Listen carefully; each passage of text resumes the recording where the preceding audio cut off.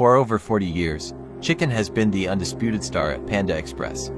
While dishes like orange chicken, General Tso's chicken, and Kung Pao chicken are crowd favorites and staples of American Chinese cuisine, the menu goes far beyond those.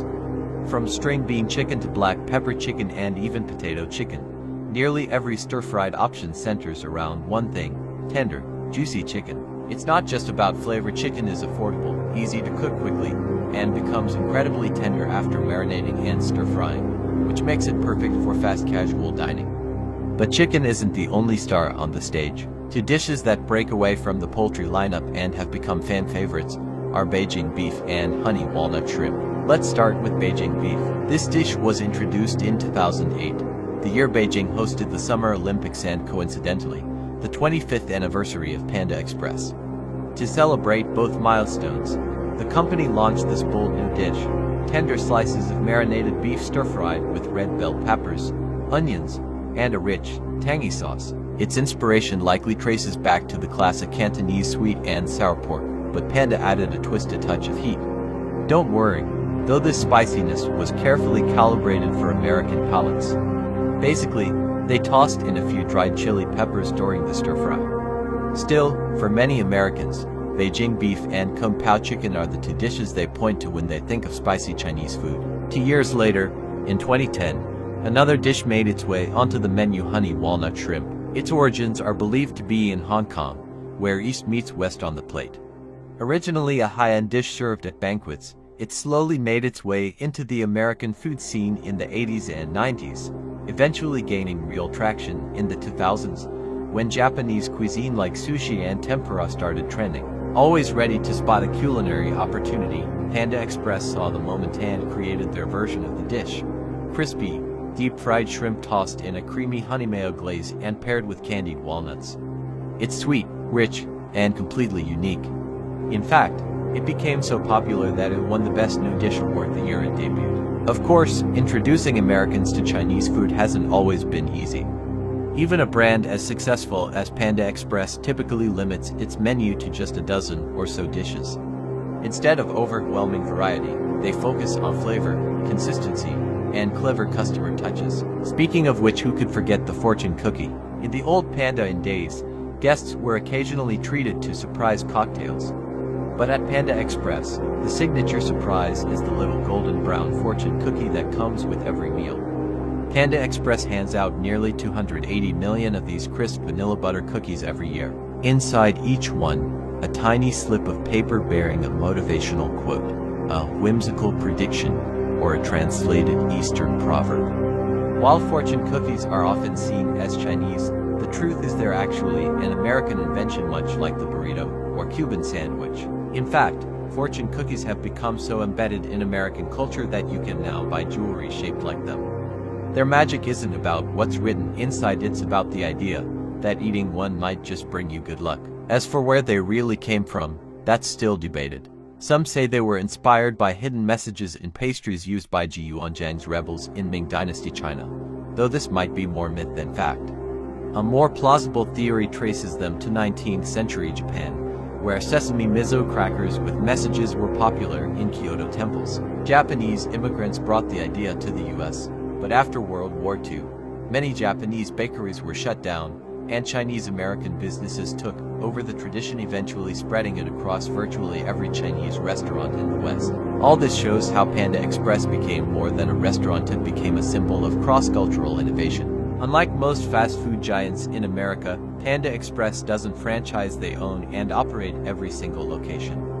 While this may have slowed down their expansion, it also means their quality and service stay remarkably consistent, no matter where you go. And Panda never stopped experimenting. That original Panda Inn, it's still operating today as a more traditional sit-down restaurant serving authentic Chinese dishes with the option to order in Chinese. Then there's Panda Innovation Kitchen in California, where the company tests out new ideas, mixing Chinese cuisine with global flavors and modern technology. In the end, what sets Panda Express apart isn't just its food, it's a mindset: honor tradition, embrace change, and keep evolving. A lesson worth remembering for anyone hoping to take Chinese cuisine or any cuisine to the world stage. Before Columbus ever set foot in the Americas, This vast continent was like a sealed-off world completely isolated from the trade routes that had long connected Asia, Africa, and Europe. Here, food culture evolved on its own terms. There were no cows, pigs, sheep, or horses. That meant animal-based protein was rare. In South America, people living in the Andes Mountains had alpacas, which helped a bit. But up north, in what's now Mexico, the Aztecs were left with a pretty wild meat menu. Groundhogs, lizards, and other small animals. But one bird stood out above the rest: the turkey. Turkeys were not only the biggest and tastiest source of meat around, but they were also relatively easy to raise. Ancient Mexicans domesticated them as early as 200 BC. The bird was originally called something like huxolotl in the local language, but by the time it reached Europe, the name had somehow been misunderstood and mistranslated into turkey, a mix-up that stuck. But the love Europeans developed for turkey was real. Starting in 1511, every ship returning to Spain from the New World was required to carry 5 breeding pairs of turkeys. By 1530, France was farming them. And by 1541 in England, turkeys had become prestigious enough to sit on noble tables right next to swans and peacocks. They were tastier, cheaper, and easier to raise than those exotic birds. Even better, their prime season was December. That's how they became a Christmas dinner favorite. By the 1800s, British cookbook author Mrs. Beeton famously declared, "A Christmas dinner without a turkey isn't really Christmas dinner." Meanwhile, across the Atlantic, in 1620, the Pilgrims who arrived on the Mayflower also adopted turkey for their first Thanksgiving feast. From then on, turkey became a holiday tradition in both Europe and America. Turkey, Mexican style. Today, Mexican roast turkey isn't that different from Western versions, but the flavor is uniquely bold.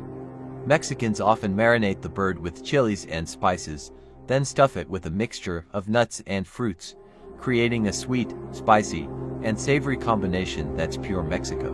When Spain colonized the region, they brought their livestock, pigs, cows, and sheep along with them. The indigenous people, who had always lacked fatty meats, quickly developed a taste for pork, especially lard, which remains a beloved ingredient in Mexican cooking today.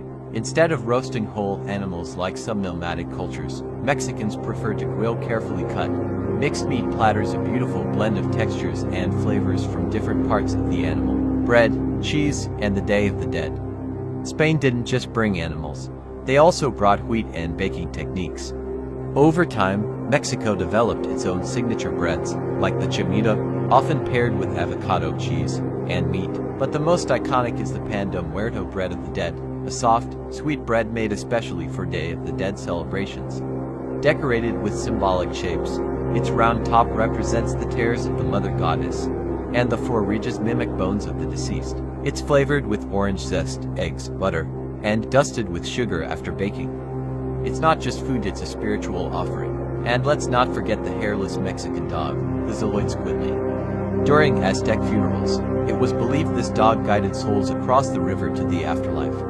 Sadly, archaeological evidence shows Aztecs also enjoyed dog meat, a harsh reality of the times. Mexican ingenuity, reinventing the ingredients. What's amazing is how Mexico took old world ingredients and reinvented them completely. Take chocolate, for example. Originally an Aztec bitter drink called zocolatl, it went to Europe, became sweetened, and then returned to Mexico, where locals transformed it again into a savory black sauce mixed with chilies, fruits, and seeds, mole. The Spanish also introduced cheese making. But Mexicans, never once to copy exactly, created Oaxacan cheese, a stretchy, stringy type that pulls apart like mozzarella, yet tastes uniquely Mexican. The national dish, where worlds collide. And then there's Mexico's national dish, a masterpiece that combines ingredients and techniques from both the old and new worlds. Here's how it's made. Start by sauteing minced meat and onions in pork lard. Add diced seasonal fruits, cactus-derived sweeteners, and a mix of nuts. Stuff this filling into fire-roasted poblano chilies. Dip the chilies in a batter made from flour, sugar, cream, and whipped egg whites, then fry until golden. It's rich, it's complex, and honestly, it's the kind of dish you wonder who in the world had the patience and creativity to invent something this over the top. Finally, top with a creamy walnut sauce and sprinkle with pomegranate seeds and parsley.